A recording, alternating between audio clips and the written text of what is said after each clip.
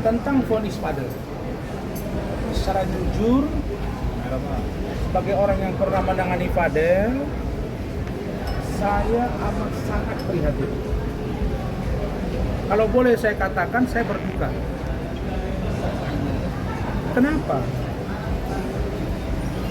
Dengan dia divonis 9 tahun di PR Jakarta Selatan, dibanding divonis 12 tahun. Ini menurut saya ada ketidakcermatan dari kuasa hukum yang barangkali menangani Fadel.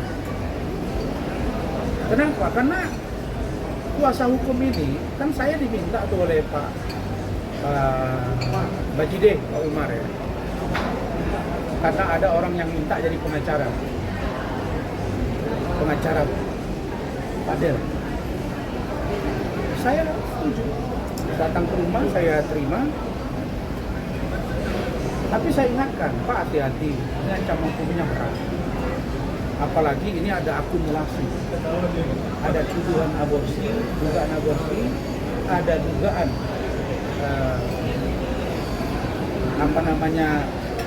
perbuatan cabul terhadap anak di bawah umur. Dan ada miskomunikasi menurut saya ya. Karena ternyata dari aspek yang memberatkan dari PT itu katanya sampai aborsi 2 kali. Kalau merujuk pada keterangan Fitri Salhuteru ke saya, ketika dia akan menjadi saksi meringankan bagi Fadel, itu keterangan itu sudah dicabut oleh Loli, kata Fitri. Tentu Fitri katanya dapat info ini dari kuasa hukumnya. Nah sekarang yang memberatkan itu kata Humas dari Pengadilan Tinggi DKI ada 2 kali aborsi, yang itu atas permintaan dari saudara Fadel kepada Loli. Nah, kalau posisinya begini berat situasi, saya kira harus punya strategi. Nggak boleh monoton begitu, sehingga akhirnya 12 tahun. Nah, dengan dia kasasi, saya khawatir nanti maksimal tambah berapa. Jadi saya kira Oya Abdul Malik selaku ketua tim selama ini nggak pernah komunikasi sama kita ini. Saya nggak juga kenal dia. Mereka minta tolong kepada Pak Umar datang ke saya terima. Saya nunggu. Harusnya kalau Oya Abdul Malik cerdas, dia bicara dengan saya, bicara sama Rahman. Kenapa? Karena kronologis awal itu kita tahu semua. Bagaimana cerita Loli ke saya, bagaimana cerita Fadel ke saya, itu perlu disinkronisasi. Tapi dia tidak datang, ya udah kita kasih informasi dong. Maka jadilah putusan 12 tahun. Putusan ini sangat saya sesalkan dan menurut saya untuk kasasi sebaiknya saudara Oya Abdul Malik ya diskusi lama kita. Apa yang bisa kita lakukan? Kalau Nikita Mirzani sebagai ibu ya saya kira dia pasti akan sangat marah karena anaknya diperlakukan begitu. Jadi kalau dia merasa bahwa putusan itu masih setimpal bahkan kurang keras, wajar-wajar saja. Karena dia sebagai pelapor dan ibu dari Loli. Nah situasi ini tidak mudah bagi Fadel dan ibunya. Saya lihat ibunya loh. 9 tahun aja udah pingsan. Kalau ini 12 tahun, dijalani 2/3, berarti 7 tahun sampai 8 tahun bro. Dan ini yang 1 miliar, saya yakin dia nggak bisa bayar denda itu. Artinya nambah lagi 6 bulan, karena subsidiarnya itu kalau dia nggak sanggup, maka diganti dengan penjara 6 bulan. Berarti 12 tahun 6 bulan dong. Ini kan saya minta bukan dengan bicara di media saya lihat Oya bilang, oh ini dunia, Anda boleh putus suka-suka Anda, nanti di akhirat nggak ada di sana pengacara, nggak ada yang bela. Ya, orang semua tahu itu. Tapi kalau kita tracking, kenapa Fadel bisa bertahan 6-7 bulan di tangan kita, tidak jadi tersangka? Karena kita melakukan komunikasi yang intens, mencari celah hukum yang bisa membantu dia. Jadi, sebagai seorang mantan kuasa hukum Fadel, ya saya menyampaikan ini bukan saya menyalahkan. Oh ya, bukan. Tapi setidaknya saya menyesalkan, ajak dong kita komunikasi, karena file itu ada di kita, dalam pengertian memori kita masih kita ingat, apa saja yang diceritakan Fadel kepada kami, apa saja yang diceritakan oleh Loli kepada kami, apa saja yang diceritakan Martin kepada kami, oleh Pak Umar kepada kami, oleh Ibu Titin kepada kami, oleh Bintang, juga Bintang ya nama, kepada kami. Terutama Loli, ini disinkronisasi.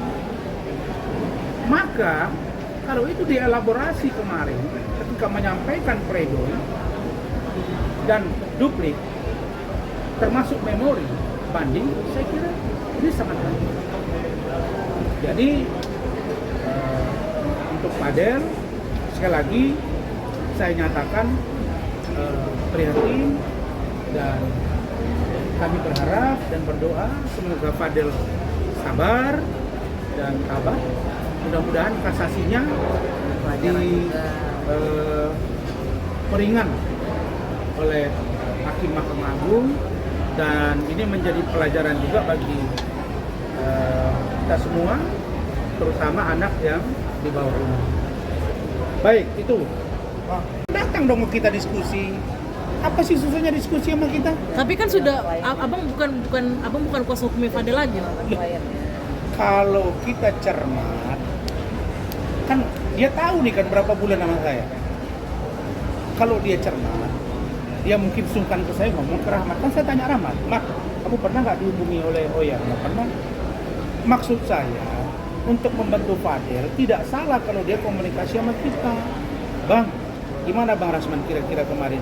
Info dari Fadel itu yang abang dengar apa? Karena yang dia dengar kan Fadel, sama nggak keterangan Fadel ke dia sama ke saya? Kan begitu.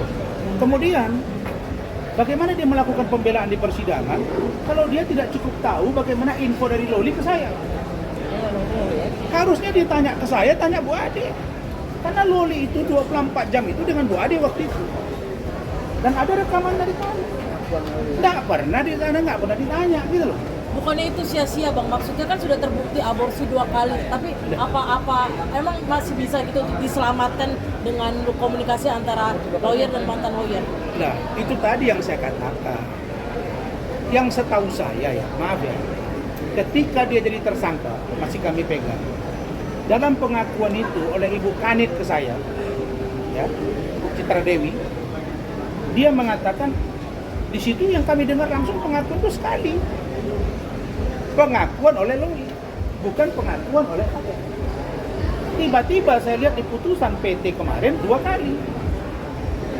Nah, maksud saya, kita kalau megang satu klien, terus klien ini ada kuasa hukum yang lama, nggak salah kalau kita berdiskusi. Contoh, ketika saya pegang Fadel, ada Bangkit, ada Gue Rangga, datang ke rumah, saya tanya, gimana, kasih informasi dong. Jadi kita sinkronisasi, kan mau bela klien, bukan mau ego-egoan ini. Ya, saya menganggap bahwa ya dengan dia 12 tahun, saya mau katakan ya gagal dia menjadi kuasa hukum. Apa saya katakan saya kecewa gitu. Ya kalau kasus saya dengan Warman, sebenarnya kita lihat aja. Ya, buktinya sekarang diterima 6 bulan. Kenapa kita berani dan kita bertarung di peradilan itu, kita berani membuka fakta dan akhirnya Ikrimah mengaku bahwa ada perbuatan itu. Hanya saja katanya, kan Otman juga ngomong di luaran, harusnya lapor dulu ke polisi baru saya dibuka gitu. Lah, itu kan perspektif dia. Kalau perspektif saya beda lagi.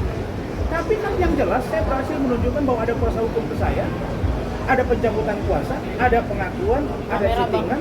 Otman tidak membantah itu. Hanya saja katanya saya tidak lapor dulu ke polisi, ada rumasnya, nanti dikaji. Tapi karena sudah bertempur berkelahi, ribut kecil-kecilan dengan hakim, mungkin masih agak-agak dendam-dendaman,